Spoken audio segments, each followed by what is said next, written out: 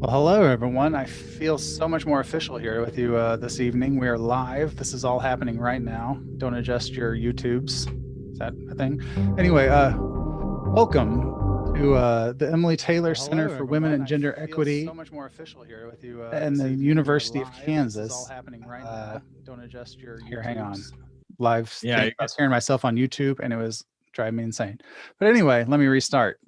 We are the Nightmare Hour, and we're starting here live. I think this is our first entire live episode. We did like a short one once just to say hello on Facebook, but this is it. This is live with all the warts and all, so you get to see everything in its glory. And we've teamed up. We've been lucky enough to team up with the Emily Taylor Center for Women and Gender Equity at the University of Kansas for their third annual Feminist Fright Fest. And we're kicking off the whole thing, I believe, which I'm not sure what to do with that, but thank you. And tonight I mentioned to Megan, the assistant director, that we were gonna, we do horror, so we're gonna talk about The Final Girl. And as you can probably see in here in the little circle thing is my cohort, as we like to say, Adam Roberts. Hello, Adam. Oh, hello, Mr. Eric Havens. How are you today? I'm doing well. This is weird. Like before we got in our Zoom meeting before this, usually it's just us talking about our days and getting things set up. But now I felt like we were like in an actual green room, and it made me feel very official and nervous. Yeah. You were spinning around in your chair and shaking your leg quite a bit. Yeah, it was more than usual because I like to shake my leg with the best of them. But how do you feel? How do you feel being live? Yeah. Well, what do you on your chair and shaking your leg? And then I also got nervous watching you do that. So yeah, but I'm okay now. I feel okay. Okay. I like that you have your Goosebumps shirt on. That's a very nice touch. Somebody had to wear it. And it's mine. So thankfully I'm wearing it. Yeah, so this is you pretty much set up the podcast. I think we've been doing this for a couple months now. It was basically a quarantine podcast. Yeah. And it's been fun. And so you had a great idea for doing the tropes this month, as we talked about what we wanted to do for October. We knew we were going to do the Final Girls, and then you sold me on doing tropes. So this will be our third in the trope series, and probably maybe the most like popular of the themes in terms of the films we're going to talk about, right? Like, I think it is. Yeah.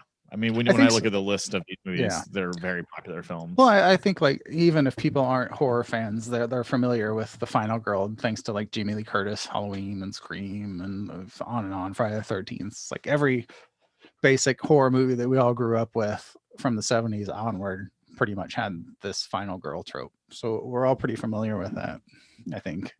So I felt like, and it's pretty accurate to what we're talking with here, because horror deals with, as we've talked on this podcast, like so many social issues, and it's kind of a response to that, and it gets poo-pooed by so many people as a genre, but it was on the forefront, even some of the problematic elements to dealing with like social elements.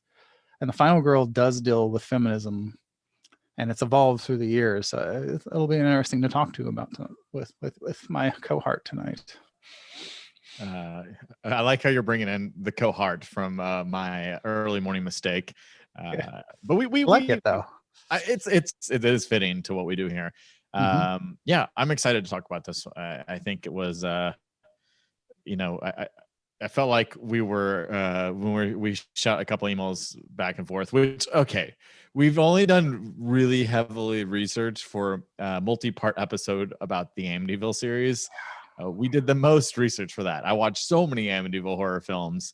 And then since then, we've watched movies, but we've mostly done the podcast has evolved into like our opinions and I guess it was always that, but it's evolved more so into opinions rather than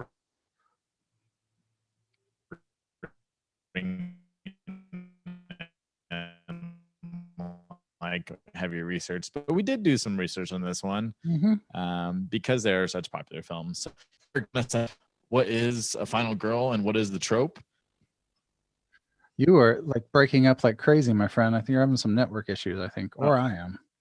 But to answer Let me see your here. very like robot question, Final Girl was first introduced by this person, Carol Clover, the Men, Women, and Chainsaws. She invented the term and kind of worked through what it meant in the horror world. She originally, I think it was 1987, where she talked about what it was, and she kind of characterized it as the woman who encounters the mutilated bodies of her friends and perceives the full extent of the preceding horror and her own peril, who is chased, cornered, wounded. We see scream, stagger, fall, rise, and scream again. It's a female who is the sole survivor of the group of people, chased by a villain, and gets a final confrontation with that villain. So you see, and sometimes she saves the day. Sometimes she's still like a man comes in and saves her, like Dr. Loomis in Halloween, so on and so forth. It's kind of here. I don't want to get too far, but let's add your thoughts on what you think a Final Girl is. Well, I think that is pretty close to what I would consider it. I mean, for sure, I think Laurie Strode comes to mind as like the one that jumps out initially, but then the more I think about it, the more I think about films that why I connect with them, and I think we both as filmmakers typically write female characters, and something that I've never really even considered or thought about why I do that. I just do that, but then I think we're more audiences have more sympathy and empathy for a female character, but then when you look through it, like a lot of the films we're going to talk about are written and directed by men, and I think when you look at what they're positioning, it's both like feminist as fuck and sexist as fuck, but you do have, what I think of is a sole survivor who overcomes obstacles that the other characters who cannot, for whatever reason, like whether it's something always gets in the way of those characters being able to survive the film. So whether that's like sex, drugs, and rock and roll, or their own like naive perception of what's happening, any of those things, the main woman we're talking about that becomes the final girl doesn't have those traits. She typically will be smarter than the rest. Like she'll run out the front door instead of going upstairs. She will, call the police. She'll talk about what's happening, things like that.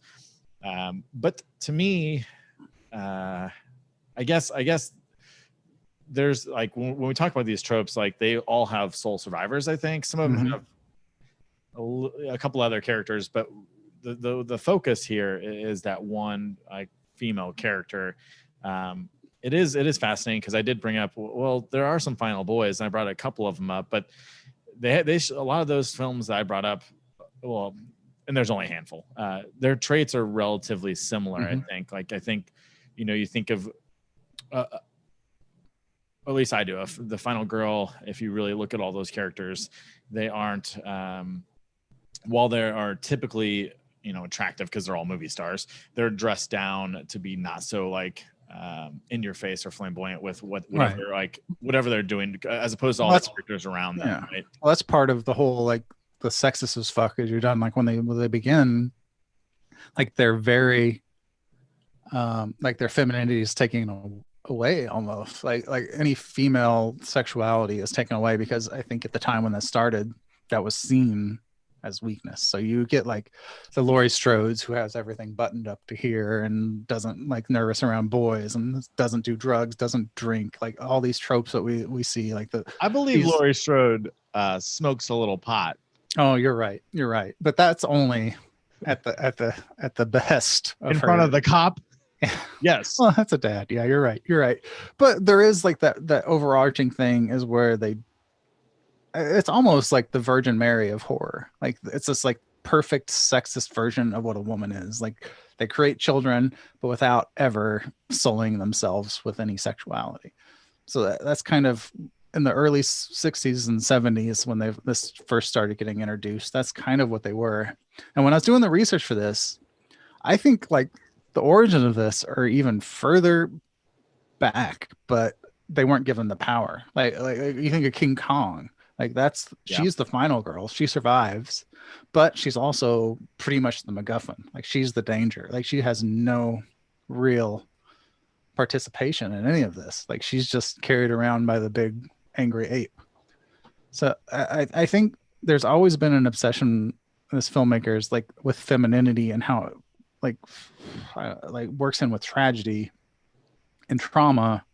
But as we'll go through today, because we actually have notes and we did research since we're partnering with an academic institution here. But like you'll see the evolution of it. I do this rainbow thing a lot. Anyway, you'll see the trajectory of it where it is just like a passive MacGuffin to this weird vision of females and what it takes for them to be powerful. Like they have to have these attributes. And then we move into modern day where there's still final girls that you may not even think of as final girls, but they are more equitable and they actually have power. So that's kind of the trajectory of the final girl as I see it, like recently. Yeah, I also wonder if the idea of like putting somebody in peril, like when it comes to early storytelling, you mentioned King Kong, like putting a pretty lady in peril, like whether it's an ape or like something like Psycho, like you're putting somebody in a position of horror, and so you want to make the person, even Janet Leigh was like fun to watch and kind of likable, even though she was doing despicable things. Like she was still a personality and a persona that you didn't want to die. And then when you look at like King Kong or even like, I guess Dracula wouldn't be a good one, but like even some of those Universal films, like the female characters in those, they're pretty much only served as a MacGuffin. So they're like, give you quick, like 2 scenes to like that person, and then the bad guy comes in. So I guess like maybe the final girl is just an evolution of like the simple idea. Although, because we get to like the 60s and 70s and just films change and the types of people that are in the films change, I think like trying to make the girl next door instead of the Hollywood starlet became what they were trying to do, I would guess. In the evolution. I think, this is all projection on my point, but I do think like you see the evolution of society and how women were interpreted, if that's the right term, but like because still at this time, what we're talking about now, like the 60s and 70s, 100%, I'm going to like guess were male filmmakers, male writers. And that this was their reaction to like that movement of feminism. Like this was like voting rights was not that, it was still within their lifetime, probably a lot of them. So it's like women were still rising up in like the levels of equity and feminism. And I think a lot of what we get in the 70s was like the masculine attempt to empower like female characters. But by doing that, they took away all the like feminine sexuality, all the feminine traits, and they moved them into this like androgynous, almost masculinity. Like you talk about Final Boys, there's a lot of those too, where there's the boy that survives at the end. But again, it's the same thing. Like it's kind of like this, almost like when I think about it, like they almost fell into like describing what non-binary and like not just man and woman for genders. Like they've kind of like horror almost stumbled into that. Like they kind of came into this nebulous little they are right there in the Final Girl. Yeah. Well, and I think I guess we'll start exploring in some of these films that we're going to talk about the evolution of that Final Girl, and eventually I think throughout the 80s and 90s the Final Boy, and then what it is today, which is even I think the best evolution of it possibly. It's changed quite a bit. I guess if you were going to write in your head, when someone says Final Girl, what subgenre do you think of horror? Almost traditionally, like almost exclusively slasher. Yeah, it's always like masculine hulking figure chasing these people. Yeah, which I think that's what we all think when we think that. But I think, well, as we were talking, you listed I think 15 different films, and then I added on. I was like, how could you miss these? That's what he does. I added on like 10 other ones. Yeah, then I'm like, these are incredible films. You can't forget these. But it is fascinating that when we think of the trope, we think slasher films, and I need to watch all the Jamie Lee films, right? Because she was for a while like the scream queen, the final girl in prom night and Terror Train and Halloween, and she was the one you went to, and then Friday the 13th I think started to change that, even though those were all in the early 80s. We started to get that ball rolling into, okay, this is the formula, all the people around him, sex, drugs, rock and roll will kill you. Big guy takes on the girl next door who is innocent, and then she has to go from being innocent to kind of a monster herself to defeat the monster in the film. And that became the cookie cutter, I guess. And really, like in all these other films, like there are a couple, but I would say almost all of them. There's a couple. There's two I'm looking at here or three that I brought up that aren't really slashers. The rest are all slashers. And when I look at your list, almost all besides 3 or 4 are slashers as well. So it is fascinating. Do you want to get into some of the films? Sure. One thing I wanted to talk about, because I know I'll forget, but like when I was doing research for this, the really interesting thing that I found that that kind of speaks to that inherent sexism of the early final girl is like traditionally they'll survive, but in the sequel they're killed. Yeah. like it's almost like they're punished for their like success in these films. I think that's an interesting point. Okay, the two that I think are timeless and have handled their characters the best and really truly treated them as humans is Laurie Strode and where she is now in 2020. I think that I'm excited to see where they take her, because they set up a lot of like interesting familiar elements in the last film that I really enjoyed, but I wanted more of it. Like I wanted an entire another hour of her daughter and her granddaughter, because they were equally as fascinating. And I think that we're going to get a lot of that in the next films. But also Sidney Prescott. Yeah. But she's into her 5th film. And I think like her character arc, because we see her experience and survive the trauma. I mean, we eventually did with Laurie Strode in the 2018, sequel to the original film.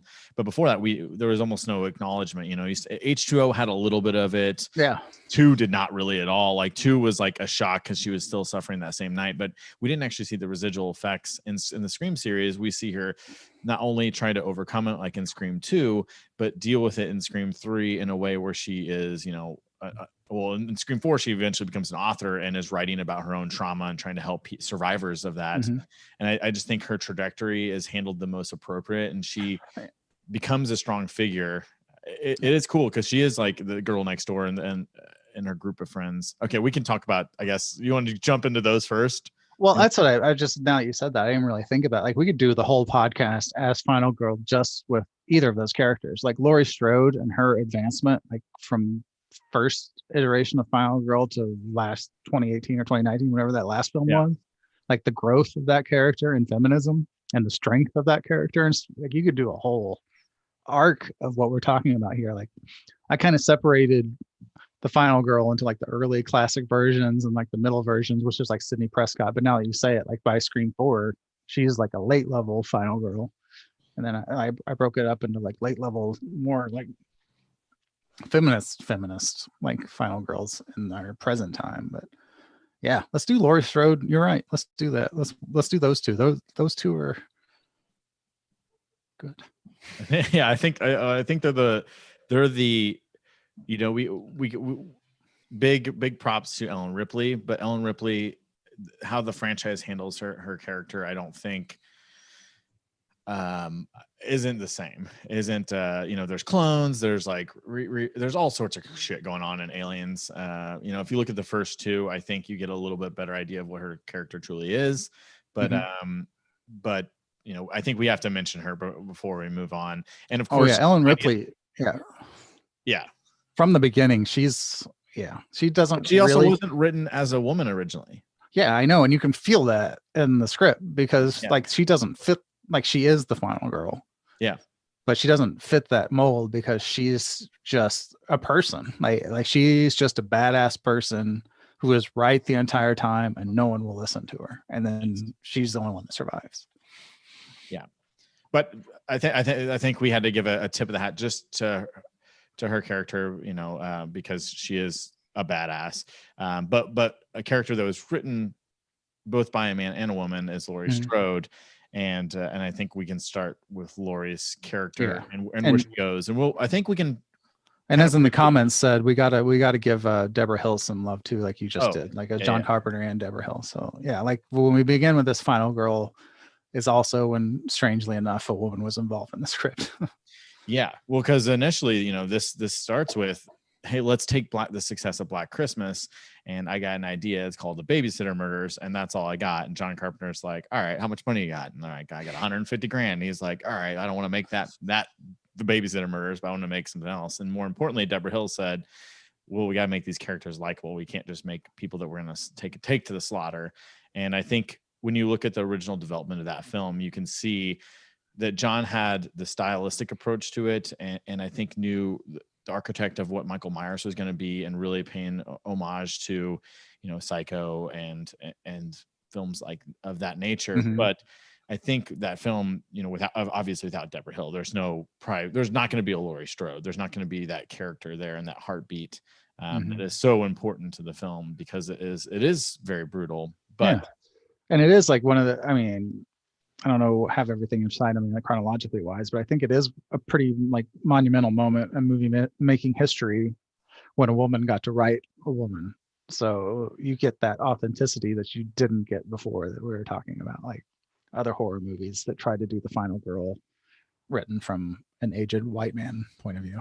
Yeah, and I think Carpenter knew that, you know, at the time Deborah Hill was just his girlfriend, and like, you know, she had just started working in movies and she was a little younger, but he was like, she's going to make the movie with me, she's producing and going to write it with me. And they were, you know, so I think he knew that not only was she incredibly talented, but he couldn't make a movie prominently featuring women. He couldn't, at least he couldn't write it by himself. And certainly their relationship from there, like, has created a lot of great things, and she went on to make a ton of fantastic films. Unfortunately, taken to, you know, I wish we had Deborah Hill today, because I would just love to hear and see what she would be making, you know. That's exactly, like, I wish she got to be like the head of a filmmaker, like a film, like create a film. Like, I wish that would have happened, because she died in like 2005, I think. And she was still an active producer, and I just can't imagine where her career would have went, and how she would have probably, I don't know if we get the Rob Zombie Halloween films, because they would still have to go through her, and Carpenter's a paycheck kind of guy. But anyways, Laurie Strode. What do you think when you think about Laurie Strode? Well, I mean, there's a lot of people that listen to our podcast, and maybe some people watching now know, like, my first attachment to horror was through Laurie Strode. Like, my mother couldn't find a sitter. Well, a sitter fell through, and I was 4 years old, and she took me to Halloween 2. So I saw Laurie Strode after the trauma, like trying to recover in the hospital, and this guy just won't leave her alone.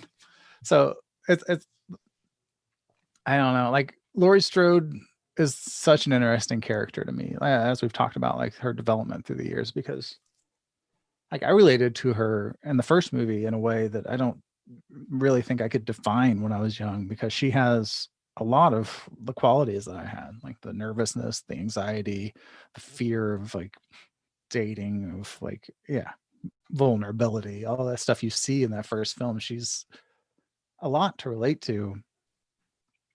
And I think the major point to take away from that is she's right. Like, everything she says in that movie, she's the reasonable one.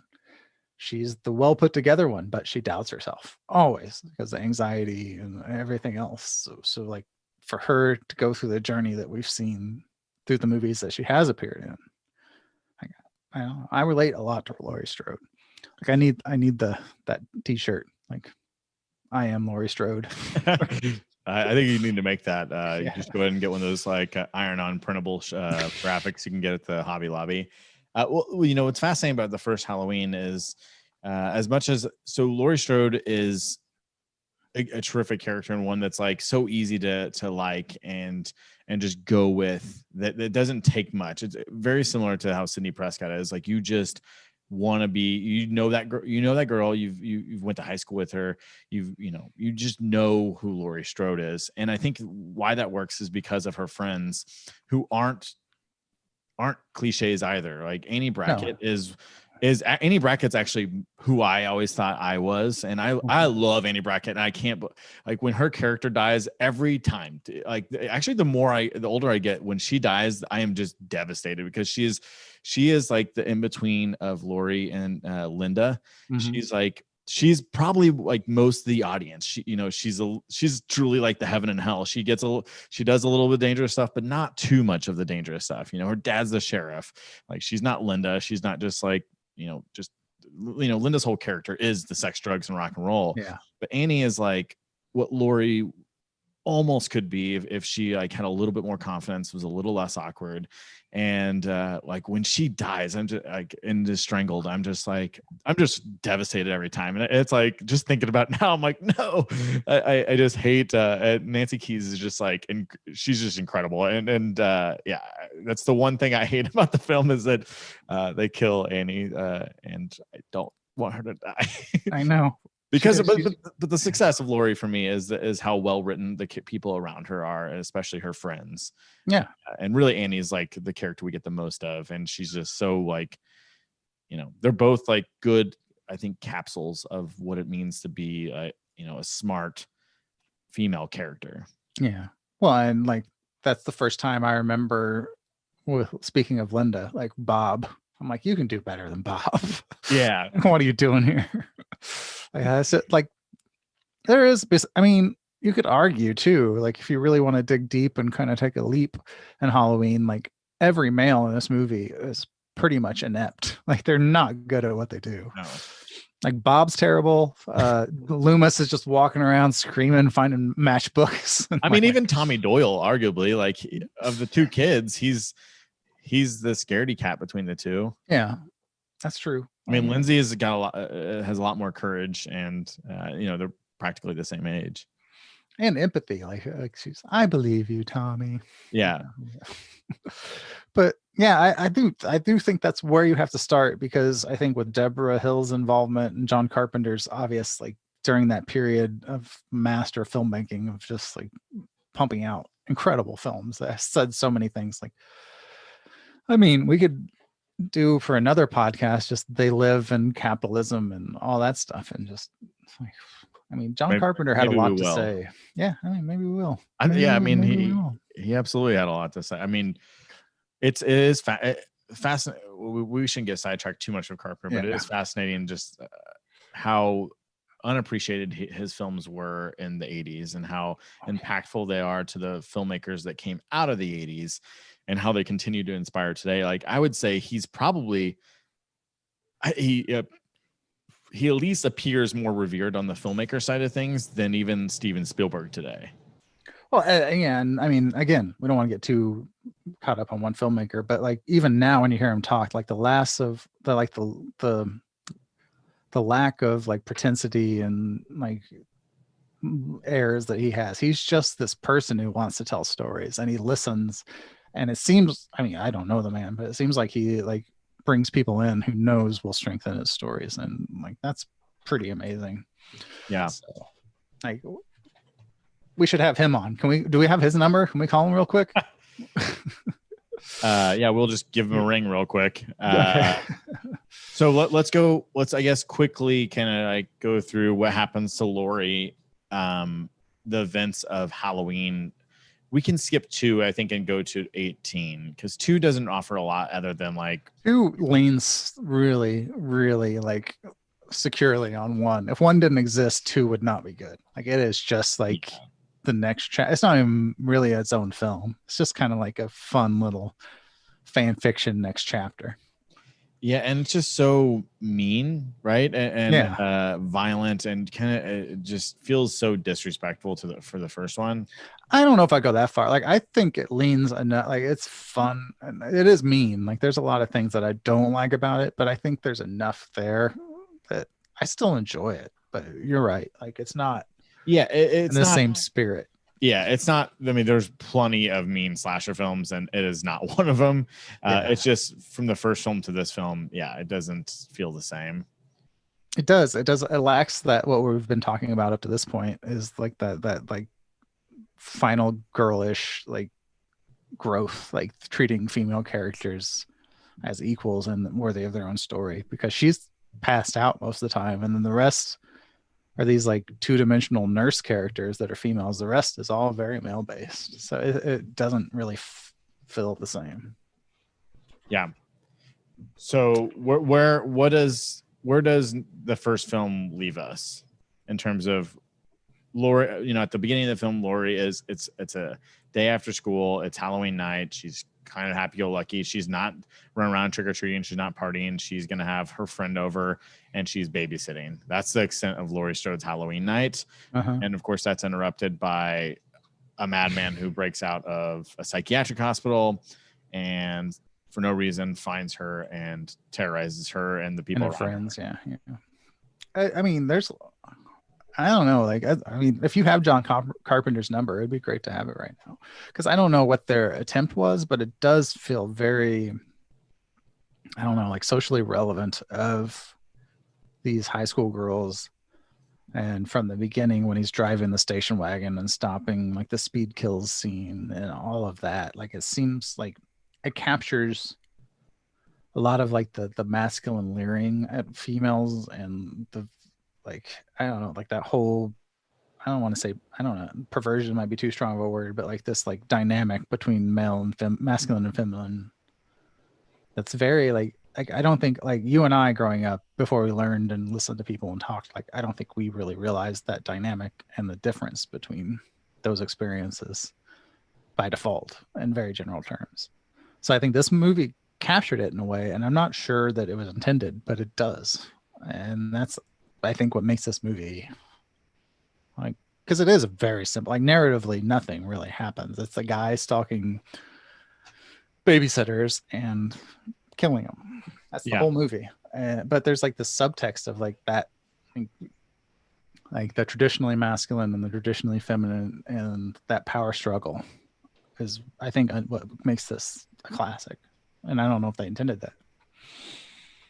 I mean, I think the intention of this was always for John Carpenter to show how good of a director he was, and to get bigger films. So I'm guessing, you know, the curious thing for me is like, how much more did Deborah have to prove here on the producing and writing side of things? Because like Carpenter wanted to get the bigger budgeted films, and it was kind of, that's all this was ever. You know, he did Elvis, and this was his next stepping stone to get to the next big film, and he, of course, he did that. But I'm curious how much thought he put into the film itself versus and the subtext they were actually creating here. Yeah, I mean, that's something that's interesting to think about. Like, who was the real like visionary here? Yeah, like who was the architect? That's a great word for it. But from here on, the film's kind of spiraled out of control. I mean, you have Laurie pop up a couple of times after this in 2 and H2O, but never quite as successful, and her character never really doesn't really even play the final girl tropes that well. I think when you get to I think when you get to Halloween 2018, that's when we really get her character brought back, not only in terms of a well-written character, but a character that's in response to that first film and still is the final girl. Yeah. Like she's still doing it, and she's grown just as like feminism and like sex quality has grown. Like she is not the same person we left in part 1. No, and I think her response to how she's raised her child and how her child's raised her child is fascinating. I mean, that film really does. Yeah, and it's the same, like what I was saying, like that like dynamic between the masculine and the feminine, and that trauma that she suffers at the hands of like that, for lack of a better term, like toxic masculinity. She's raised her daughter in that fear, like arguably too much. Like she's like taken away all joy out of her daughter's life in this defensive measure against that, and she's struggling with it. I mean, she's classic PTSD sufferer and defensive, and she will not be the victim again. And just seeing that character like that is very like, I really enjoyed it. Well, and I didn't really think about it until right now, but that film really births Halloween 2018. Really does give us not only multiple final girls, but a family of final girls, which is pretty interesting. And I have to think that these filmmakers in 2020 know what they're doing with that, and I'm absolutely fascinated to see where they go in the next two films with the setup of three generations of final girls and women. Yeah. And I think it's fascinating to see where Laurie Strode got to today. And yeah, I even like, you know, you're still rooting for her, even though you know, like, she's just had the worst life ever since 1978. Like, her life's never been the same. And unfortunately, like, it's impacted multiple generations, but she also was right in her assumptions that the monster is still out there. Yeah. And I mean, yeah, now that we've kind of stumbled upon that, like, what that monster represents is pretty powerful and relatable for the way that our culture is. Yeah. And again, like, I think, you know, I think filmmakers today have had, you know, 35 years, 40 years those guys had before they came up with this film. And I think they're certainly thinking about those themes when they're writing it. Whether Carpenter and Deborah Hill is, you know, who knows? Because one of them's gone and one of them doesn't talk and smokes weed and plays NBA Jam all day. But you know, for these filmmakers, I think it's very intentional what they're trying to set up. I think so. I think, yeah, but I still think there's like this zeitgeist. I don't know if that's the right word, but like this like ethereal thing of culture that people subconsciously put into stuff. Like, I don't know, like, I'm sure they had some intent, but I think a lot of what's in there is just an subconscious response to like where we live and what the world is like. Let's, because we're burning this. Yeah, we are. This hour is burning fast. Yeah. Who knew this was going to be all about Halloween? Let's move on to. Can we change the title to the Laurie Strode girl? Let's move on to another film. Let's talk about, because we already brought it up. Let's talk about Sidney Prescott and the Scream franchise and what Kevin Williamson, who did 3 of the 4 films, what he created with that final girl. Yeah. Like, again, I think it's which is interesting because Scream was kind of originally like not parody, but like some kind of like satire of the horror, like the slasher horror films. Like, it was very self-referential and made a lot of jokes about the weaknesses of it and the silliness of it. And the final girl, like the silly, like running up the stairs and like the things that the final girls do and like the prudishness of the final girls. That movie mocks it. Like, so it's kind of strange to include it now, but I think it's important because there are 4 films and she does grow in much the way that like Laurie Strode does. Like, by the end of this film, like, Sidney Prescott is something way like different than she was in the first film in a very like interesting way. Like, she's developed coping mechanisms, she's developed defenses, she's developed a personality that it's understandable, but it's very interesting compared to what she was in high school in the first movie.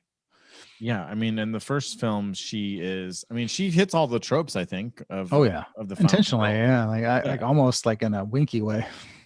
Yeah, I mean, we get the kind of vibe that maybe, Drew Barrymore's character was probably the you know, the hot shit friend in the group of theirs who's killed, and then now it's like, okay, well, now you have Sidney, and you have a couple friends, but they're impacted by this group. And so Sidney, and following her and her, she already starts with trauma. Like, her mom was murdered the year before, after she found out she also had an affair. And it's like, that's a whole lot for a 16-year-old or 17-year-old or whatever she is to take in. And then of course the killings start again. They kill a close friend of hers. And I think watching her go from, I mean, she's pretty broken in the first film, really, if you think about it. I mean, she is like, nobody, the sheriff's not believing her, like, who she's like, it's this guy. And of course she's absolutely right. She pinpoints the killer literally in the first 35 minutes of the movie, 40 minutes of the movie. She pins it on her boyfriend. And then because like he has an alibi, this is what the movie does so well, is because there's an alibi, the rest of the movie happens and more people die because they don't like think too hard or research too heavily. It's just, that's it. That's all it is. It's, oh, well, he had to be this place, so he couldn't have done it. And it's like, oh, well, it couldn't be two people, and it couldn't have like faked the alibi. And it shatters her like belief system and her trust and who she, even in herself. And that like kind of makes up the whole spectrum of that. Well, and you know, we talk about monsters in these movies. And a lot of these other movies have more supernatural monsters, but in Scream, it's not. It's humans, and it's always close people to them. It's you know, it's more like a real life killer, which is, you know, they say is likely you're going to be killed by somebody, you know, if you're going to be killed by somebody. Yeah, and you're right. Like, it's amplified and like satirical as this is, it is based perhaps more in reality than a lot of the other horror movies that it's referencing. Including Psycho. I've always loved that reference. I don't think a lot of people get it. Like the Drew Barrymore, Janet Leigh, like false start. Like you get the star in at the beginning and they die. Yeah. Yeah, but and then her trajectory through the whole thing we kind of touched on earlier, but just how, you know, seeing her in college a couple years later, and she's just like the soul, you know, you think the survivors all stick together, but it shatters their friendships. And and at least in that second film, like they're I mean, Sydney doesn't want to see any of these people. Like she doesn't want anything to do with them. She's trying to move on. We all thought we moved on. And then of course it starts again. But what else you want to talk about? You got a big list here. I do, and I mean, I think we've kind of like talked about the old version and what the Final Girl is. So maybe like since we're moving in on the hour, kind of talk about the newer movies and like how the Final Girls and if the Final Boys you mentioned, if you want to talk about those, but just how it's advanced. Because I was thinking of movies within the last, I don't know, 10 years or so, like how different the Final Girl is now. Like she doesn't follow those same rules of like chastity, like being studious, like drug free, any of that. Like it's a person. It's moved more from that ideal, and I imagine for the time in the 60s and 70s, this radical idea of the female being the hero, and that was their attempt to like writing three-dimensional characters as we've seen like more female writers and more like equality, still desperately unequal, don't get me wrong, but there has been more people that can write those characters involved in this arena. So I have, I don't know, what do you want to do? I have a list of what I saw as like the modern Final Girl. We could start with You're Next. Is that which one you want to start with? I mean, it's at the top of my list. That was the first one I thought of. Sure. Because that is like, she doesn't have any of those like Final Girl characteristics. Right. And on top of that, she is more qualified and more able to defend herself than anyone in the house. Like they picked the wrong person for this thing to go to go down.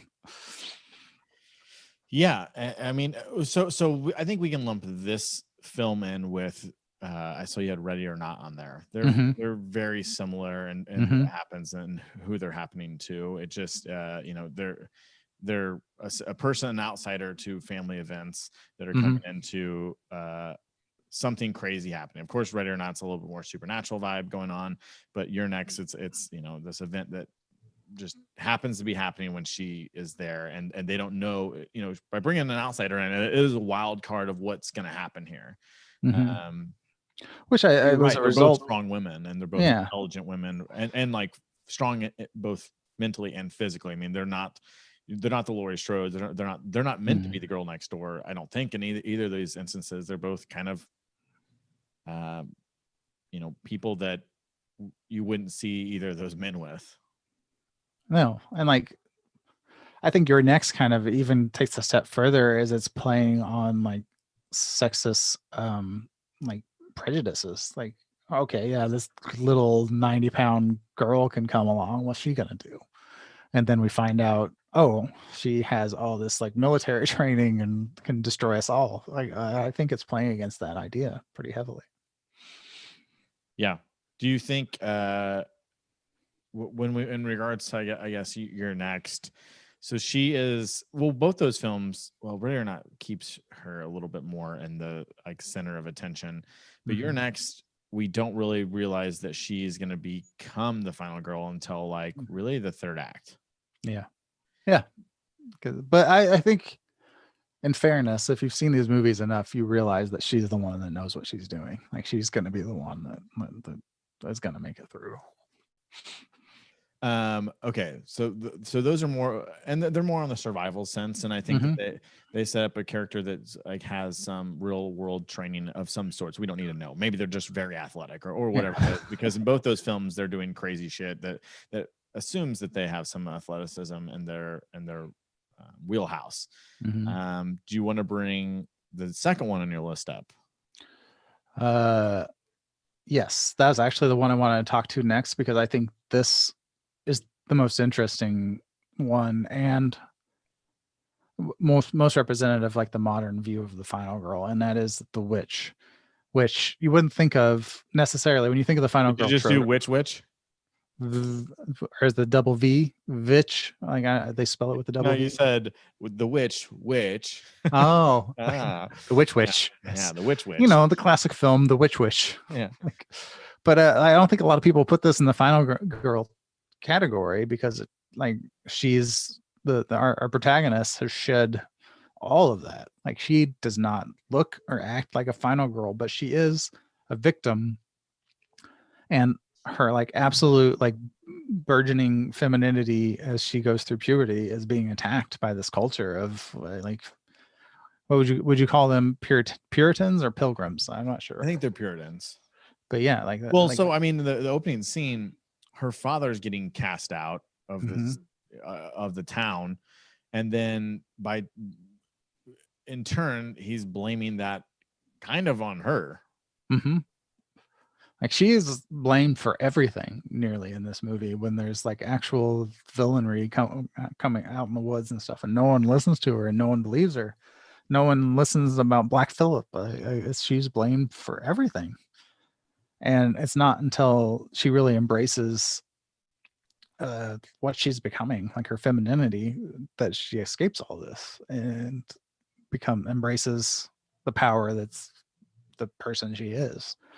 And I think that's kind of where we're at, or where we should be with the final girl, is not just all these tropes, but like a character given power for being what they are, whatever that may be, wherever like they are. Like if they're more like a badass like You're Next, more feminine like Jennifer's Body, or like here and the witch, kind of in between discovering yourself. Like they are people and they're discovering themselves, and then by embracing themselves, that's how they win.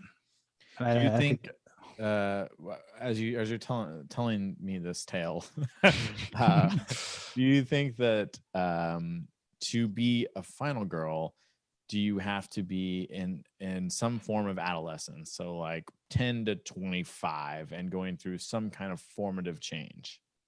I think that's the trend. In general, except You're Next, I would say she's probably 28 or 30. Yeah, she's developed, but she is like Ready or Not.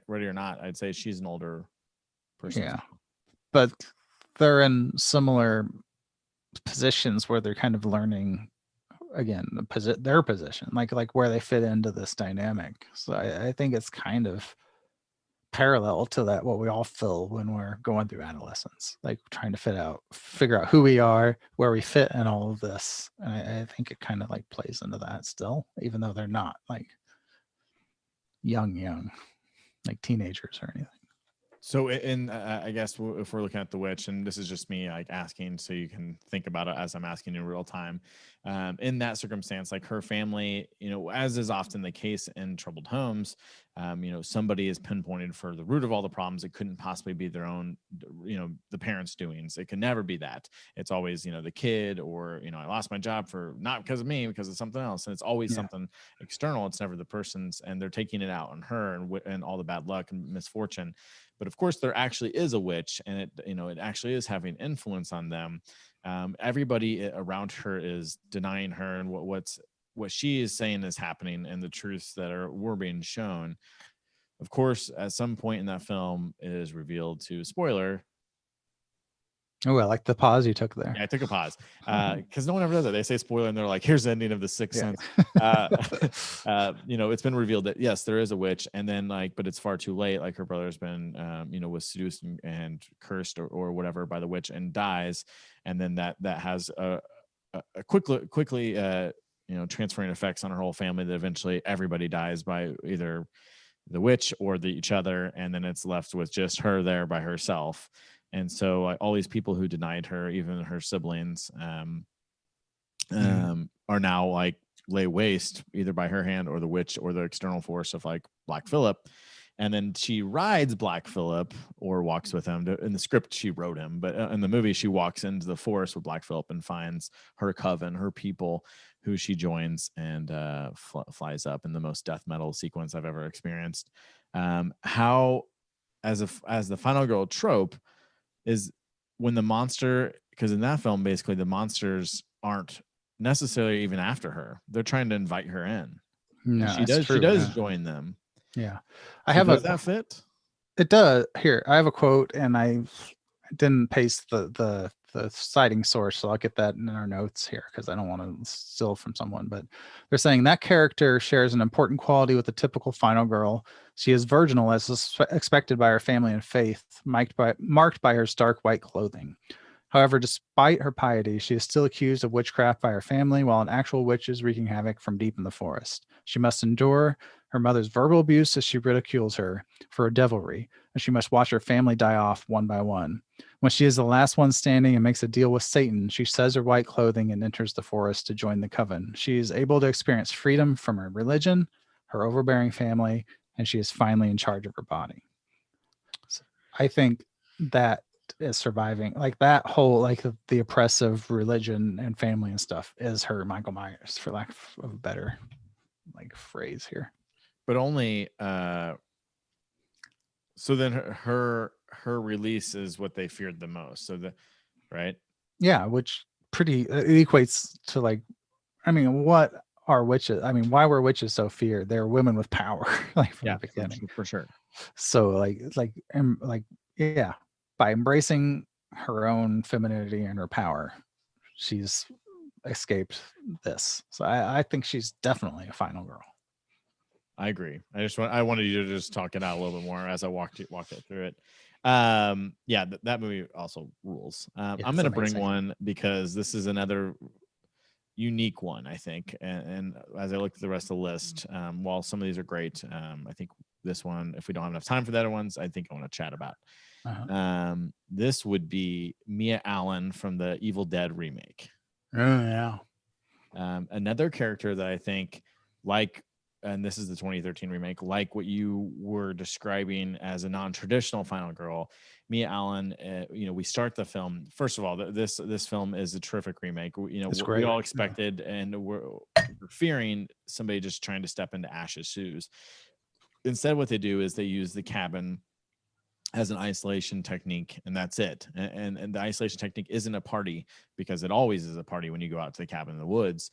But in this instance, they're trying to help Mia and her brother. Yeah. You much like these other films we talked about, it's an ensemble cast until she becomes the lead character at the very end, and you realize that the whole film is really Mia's movie, even if she's in the background a lot of it. It's all about her, and all these people have come together to take her out into the woods to help her go cold turkey and get her off of drugs.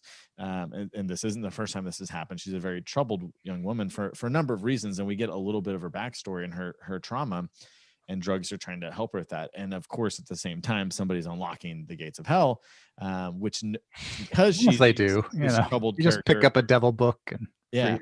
But because she's this troubled person who's at any cost wants to get out and wants to do her drugs, they don't believe her when she says there's something in the woods. Yeah. And they turn that horrifying, poorly dated 1981 Evil Dead scene where the tree rape happens into a powerful scene of her own belief and coming back to her group of friends and trying to save their lives. But it just becomes such a more impactful scene. And then from there on, they try to quarantine her, and that's about all they do. They lock her up, and they're locking her. It's fascinating because they have her best intentions while not listening to her at all, because I guess she's cried wolf so many times. But this woman eventually has to rise up after literally going through hell and coming back to defeat basically the demonic version of herself. Yeah. And which is powerful. get out of the Yeah. woods alive in the morning. And it's just such a transformative experience. You know, it's harrowing, much like I think The Witches, and that you don't really think of Mia as your typical final girl. Certainly not in an Evil Dead movie. You wouldn't expect that to be the case. But in this one, it's from scene 1 to the very last scene. It's Mia's personal journey through hell and back, and you know the lives around her that are lost because of, I guess, her substance abuse and her mistakes and her trauma and her, you know, all of her hardships. And it's just that movie fucking rules. It's amazing. Like, I don't want to disrespect the original, but it is, I mean, kind of in what we're talking about, it is kind of an evolution and advancement of that message. And aside from the final girl and stuff, just how that movie deals with addiction, and she's literally fighting herself. And I mean, at the end, it's powerful stuff visually and narratively. Again, like The Witch, she's the only, and Laurie Strode, she's the only one that's right about what's going on, and no one will listen to her. Like, she is correct the entire time, and she's dismissed, and no one listens to her. And we see what happens when when people choose that. When we if you want to quickly, we can burn through these other ones, but okay. Another one that this involves 2 women, but the whole story is basically one, is the original 1978 Suspiria, where Susie Bannion comes to a school, and strange things are afoot, and her and her only friend there, Sarah, try to solve the mystery here. And of course, that's another film that deals with witchcraft. But she is, you know, the final girl, and she's the one who must overcome, you know, what's happening here, which is the swallowing of young souls to stay forever young. That one's really interesting to add to this list, because unlike the others, it's like 98% all female cast. Like, it's like witches, and so that's an interesting one to include there, because there's a whole other message there when you're dealing with all women, I think. Well, if you want me to bring another one of those up, I will, because we also please do. Since we're running out of time, I'm just going to burn through these and get your reaction on them. 2005's The Descent. Oh, that one. I love that movie, but it has, I almost feel like there's, I don't know, I have to think about that one, but I feel like there's some innate sexism there from the male point of view, because the entire conflict is like the husband's infidelity. Boys. And like there's the Bushdale test or whatever that is, that the movie doesn't really pass that. But there is a lot of like strong points and super strong female characters in that. So I don't know, I have to think about that one. But they also there's internal conflict within the group, and then there's the external conflict of the actual monsters hunting them. Yeah. I think it counts. It definitely counts. I just wanted might need a deeper discussion. Yeah. That's a whole episode, I think. We have Julie James, Jennifer Love Hewitt's character, and I Know What You Did Last Summer. Ooh, I haven't seen that one in so long. I don't think that one seems like it has a lot of depth. It's not. She is a final girl, but you're right. She's going to have the depth of some of these other ones. And what about Kirsty Cotton, the character in Hellraiser 1 and 2? Man, I haven't seen Hellraiser in a long time. Do you think? I think so. I think that counts. She survives both those films. Yeah, I think so. And is dealing with the first one, lots of fucked up family trauma, and rapey sexual stuff happening. Her step uncle or whatever that is. Where's she in 3? I don't know what happens to her in 3. I think she goes to the insane asylum in 2, right? And most of that movie takes place in there. It's kind of a Return to Oz vibe. Yeah. I can't remember exactly how that one. They have to. That one's more seductive too, like Pinhead's. In 2, and 1 and 2, really. Like, he's more of like you're talking about the in between heaven and hell. Like, he's almost like the devil sitting on your shoulder. Like, he makes some points. Like, he tries. Kirsty, she survives.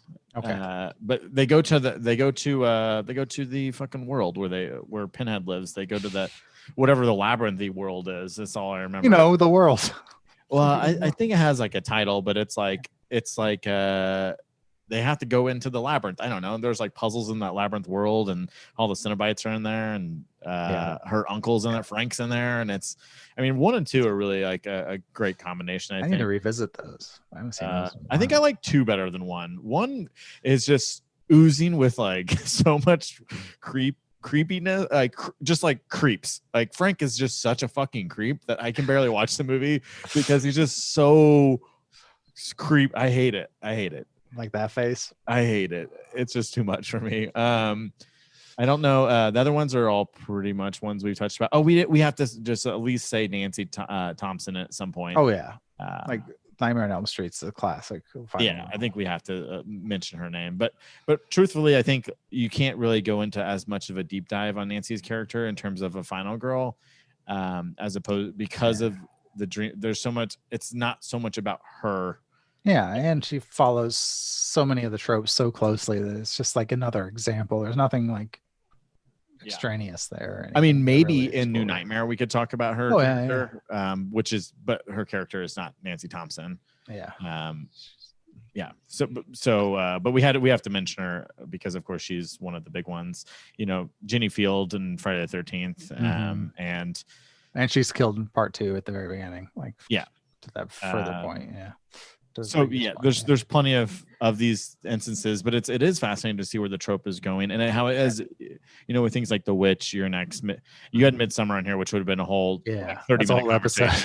But it just mentioned it here. Like if you think of Midsummer and how it relates to this innocent girl next door character, that's so much more than that now, and how it's evolved into such a 3-dimensional transformative experience. And like the exploration of like family trauma and how that affects a person. That movie is fantastic. Like if you really want to watch a really like sad double feature that you'll feel really weird afterwards, watch The Witch and then watch Midsummer. Yeah, good luck. Good. I mean, yeah, fully good luck. Yeah, the other ones on here I don't think fit. I mean they do, but like I think Samantha Hughes, she's the lead character in House of the Devil.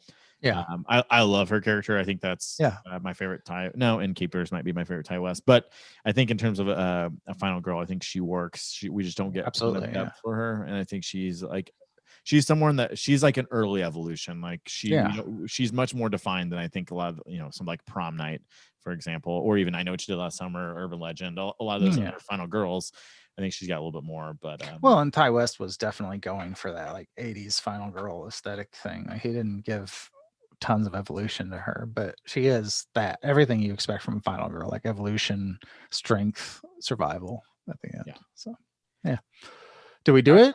I think we did it. It looks like our time is up. There's a bell ringing somewhere. I know it won't stop. School's done. It's so loud. What I would like to do, I think we have enough here to do a part 2 because I did have a handful of notes that we didn't get to. So I think we might have to do a part 2 on the final girl trope because I did want to talk about how the trope works in relation to final boys and what that looks like and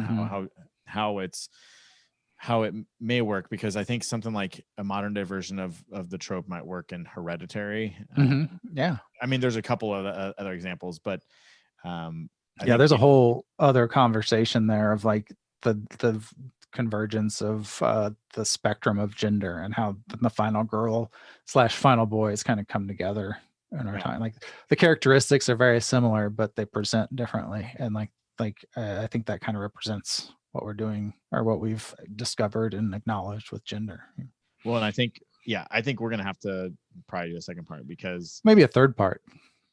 Who knows? I think there's a good amount to talk about, but still. It's good. You're a marketing genius. Now all the people that are watching through Emily Taylor can just be like, oh, I gotta get part 2 over here. Well, because we have to talk about, I mean, if you're talking modern day, Chris from Get Out is a great example of a final boy that works terrifically, and there's going to be, these are just off the top of our head, so we're gonna have to further explore this. There's more that I want to talk about in relation to just the final girl trope, but we're out of time, Eric. I know it always happens. People are gonna have to look for part 2 at some point. Maybe we'll record it this week to give it to you sooner than later. Well, I just got a message from Megan, and she says if you want to do a part 2 next week, we're open. So maybe we're in. I mean, we have a lot more to talk about, and John Carpenter got in the way as he always does here. Damn him. But that's the really like we had to give him that time because Laurie Strode, I think, is the. I think so, and I think we could have done an entire episode about the arc of Laurie Strode through the movies and like compare and contrast, like 1, 2, H2O, and then Resurrection to the 2018, like just the different versions of her. That's a whole podcast. So, all right. I think it's time for you to do your sign off, and we'll give a special thanks to Emily Taylor Center for Women and Gender Equity for having us and letting us take part in the Feminist Fright Fest. And as for our thing, that's Adam's deal. He's really good at it. I'll let him do that. Oh, you mean the thing where I say the nightmare may be over or the hour may be over? I did it again 2 weeks in a row. I got too excited. Yeah. You keep putting me on the spot. That's what it is, and I just don't think I can handle it. I'm so sorry. You started talking about H2O, and I just think of Josh Hartnett's hair. It's like Dawson's Creek with Michael Myers. That's what that movie is. Like he's got a haircut that like somebody literally put a bowl over it, and then like he put a little bit of gel in it, but he also went to sleep on it, so it's like flipped up in the back. It doesn't make any sense. Anyways, Google Josh Hartnett Halloween H2O hair. You'll get what I'm saying. But yes, Eric, the hour may be over, but the nightmare continues. Until next time. Yeah, this has been the Nightmare Hour podcast. Thanks for joining us. Thanks for having us. Yeah, this has been fun. We've never done it live, so hopefully you enjoyed it. Thanks for everyone who watched live, and this will be a normal podcast episode for anyone who missed it. So, and look for part 2 of the final girl trope coming sometime soon. Yeah, we'll do it. Promise.